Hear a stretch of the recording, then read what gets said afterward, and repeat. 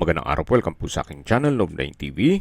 Patalasasan po, meron po ba kayong mga properties na napapabayaan or non-performing assets? Plan nyo ibenta, pero wala kayong oras sa pagbenta nito. Kung ito'y pagkakatiwala nyo po sa amin, tawag lang po kayo sa aking numero, usap po tayo, gawin ko po ng video for free. Yes, libre po, wala po kayong babayaran. Tutulungan pa namin kayong mabenta ang inyong property. Kami na po bala sa marketing, sa boosting or paid ads. Even sa tripping, hindi na po kayo mapapagod sa pag-entertain ng mga buyers. Kami na po bala sa lahat. Tawag lang po kayo. Nandito po tayo ngayon sa Nasugbu, Batangas kung saan meron po tayong bagong video presentation. Isang residential property nasa loob po ng isang exclusive subdivision na Batulao Artscapes. Meron po itong mga amenities gaya ng basketball court, clubhouse, swimming pool, parks and playgrounds, at 24 hours po ang security. Kaya safe na safe po kayo dito. Napakatahimik po ng lugar, sariwa ang hangin, at malamig po ang klima. Nandito na po tayo sa unit na binebenta. May lot area po ito na 100 square meters at may floor area na 101 square meters. Meron po itong 3 bedrooms at ito po'y income generating. Kasi karamihan po sa mga unit dito ay ginagawang staycation business. Dito po sa gilid ng bahay ay meron pong setback. Kaya marami pong spasyo o rooms for improvement. Meron na rin po itong split type aircon. Then ito po yung sliding glass window papunta sa open lanay at dito naman po yung likod mismo ng bahay na pwede pong lagyan ng dirty kitchen at service area. Yan po, tunghayin nyo po. Napaganda po ng disenyo, very artistic. Balik po ulit tayo dito sa harapan. So ito po yung main door. Samahan nyo po ako. Pasok po tayo. Welcome po dito sa bahay ni Mama at Sir.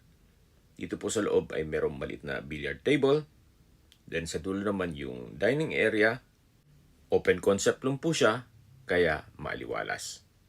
Naka-tile flooring at maayos ang pintura ng ceiling at wall. Check po muna natin itong common toilet and bath. Maayos po ang toilet fixtures. May water closet with bidet. Naka-tiled bathroom wall. May bathroom windows. At meron din pong vanity mirror at bathroom sink. Balik po ulit tayo dito sa living area. At yung natatanaw nyo na sliding glass door, yan po tayo galing kanina. Yan yung papunta naman sa likod ng bahay. At tungkol naman po sa mga kagamitan, siguro pwede naman natin i-negotiate ito kay owner. Sa pintura at structure, wala po kayong papagawa. Maayos naman po ito. Gawa ng ito'y well-maintained. Ito naman po yung formal kitchen. May modular kitchen cabinet, range hood, kitchen countertop, at stainless sink with faucet. Ito rin po yung sliding glass door na papunta naman sa likod ng bahay. Yan po, galing tayo dyan kanina. At yan po yung perimeter fence.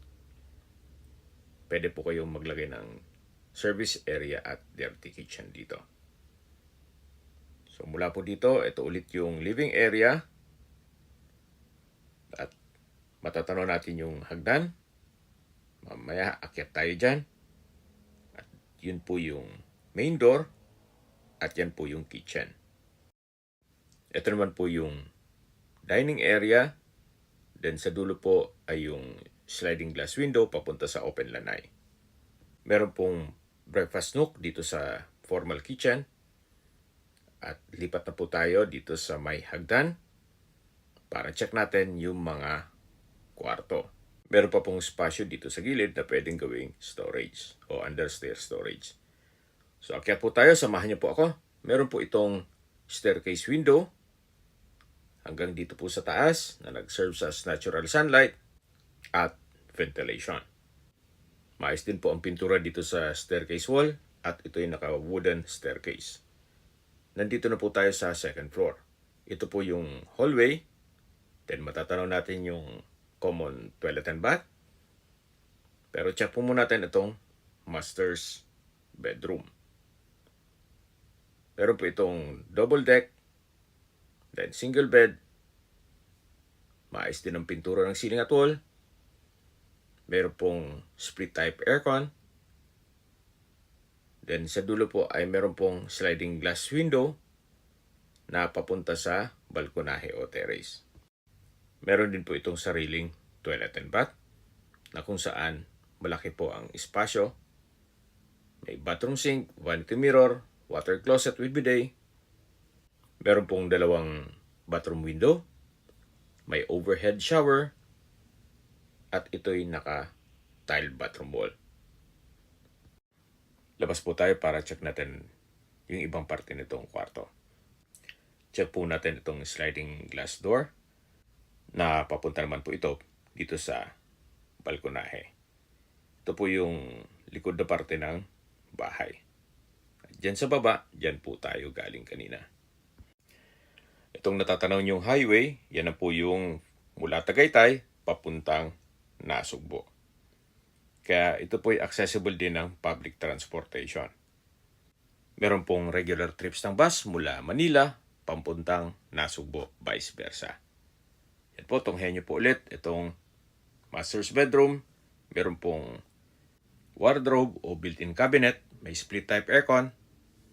At gaya po nang nasabi ko sa inyo kanina, tungkol naman sa mga kagamitan, siguro i-negotiate na lang natin kay owner. At dito naman po yung kabilang kwarto. Sa spasyo, sakto lang. Hindi naman siya ganun kaliit at hindi naman ganun kalaki. Naka-tile flooring, maayos ang pintura ng ceiling at wall. May split type aircon. Meron din pong glass window. At wardrobe. From floor to ceiling po yan. Labas po tayo. So dito naman po yung common toilet and bath. Na kung saan halos same design lang po nung kabilang banyo. May bathroom sink, water closet with bidet, overhead shower, bathroom window, at ito'y naka-tiled bathroom wall. Labas po tayo. Ito po ulit yung hallway. At dito naman po tayo sa third bedroom. Ito pong third bedroom ay malaki din ang espasyo. At meron pong wardrobe. May dalawang glass window. At meron pong access door papunta dito sa balkonahe o terrace. Meron din po itong split type aircon. At dito naman po yung balkonahe kung saan matatanong nyo naman yung mga kapitbahay. Summarize ko lang po sa mga nag-skip ng video. Ito pong property ay nasa Batulao Artscapes. May lot area na 100 square meters at may floor area na 101 square meters. Meron po itong 3 bedrooms, 3 toilet and bath, at meron pa pong espasyo sa likod ng bahay na pwedeng paglagyan ng dirty kitchen at service area. Kumpleto rin po ang amenities gaya ng clubhouse, swimming pool, basketball court, parks and playgrounds at marami pa pong iba. Yung first part ng video, yun po ang mismong clubhouse. At tungkol naman sa security, 24 hours po ang roving guards dito. Ito po ay accessible ng public transportation gawa ng ito pong subdivision ay along Tagaytay Nasugbo Highway. Yan po yung second bedroom, ito yung first bedroom, at dito na po tayo sa hallway na papunta dito sa hagdan na meron pong malaking glass walls and windows na nag-serve as natural sunlight dito sa staircase. Napakaganda po ng disenyo. Baba na po tayo, samahan niyo po ako. Mula po dito sa kalagitnaan nitong hagdan, matatanaw na ang living area. Pati yung access glass door papunta sa likod ng bahay. Then yung dining area. Tunghayan niyo po bago natin tapusin ang video. Napaganda po ng disenyo. Wala pong partition. Open concept lang ito. Mula po dito sa living area, dito po yung common toilet and bath. Na kung saan na-present ko na yan kanina.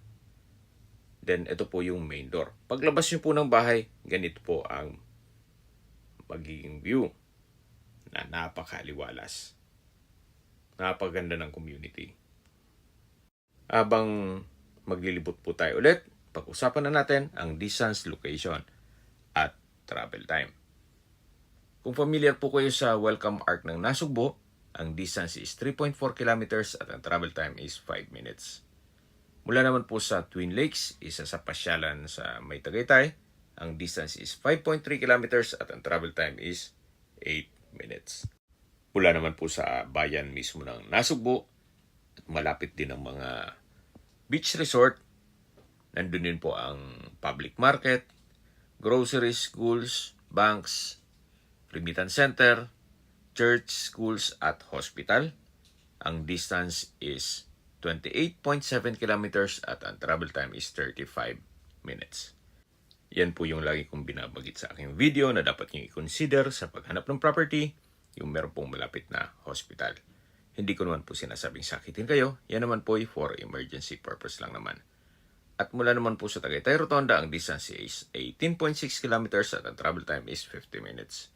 Mula naman po sa Manila o sa airport, ang distance is 74.1 kilometers at ang travel time is 2 hours and 32 minutes.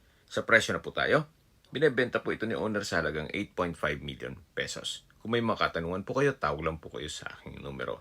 At sa mga kababayan naman natin nasa ibang bansa, meron po akong Telegram. Sa mga iPhone user man, may iMessage. Meron din pong Imo, Skype, Viber at WhatsApp. Same number lang po, 0917-316-3399. Sa mga nagtatanong naman po ng aming Facebook, meron po aming Facebook page na Nov9TV at Facebook Real Video. Meron din pong TikTok at Instagram. May ibang YouTube channel po kami, the Nov9TV channel, Nov9TV Listings, Nov9TV On The Spot, Nov9TV Updates,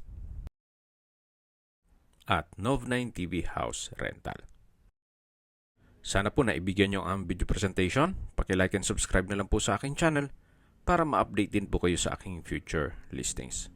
Kung sakali po hanap nyo yung mas malaking sukat ng lupa, meron din po kami ibang listings na pwede nyong pagpilian. Huwag po kayong mag-atubiling tumawag sa amin. Then, let us know your budget para malaman namin kung anong property pwede naming ilog sa inyo. Sa lahat pong viewers, subscriber at nagtiwala po sa amin, salamat po sa suporta. Ingat po kayo lagi at yung pamilya. Maraming salamat po.